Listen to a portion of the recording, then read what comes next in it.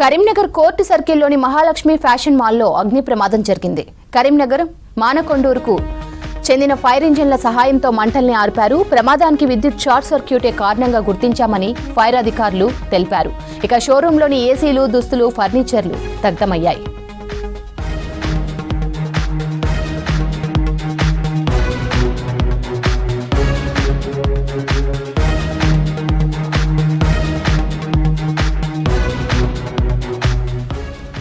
Karimnagar court సర్కిల్లోని Mahalakshmi fashion మాల్లో అగ్ని ప్రమాదం జరిగింది. కరీంనగర్ మానకొండూరుకు చెందిన ఫైర్ ఇంజిన్ల సహాయంతో మంటలు నార్పారు.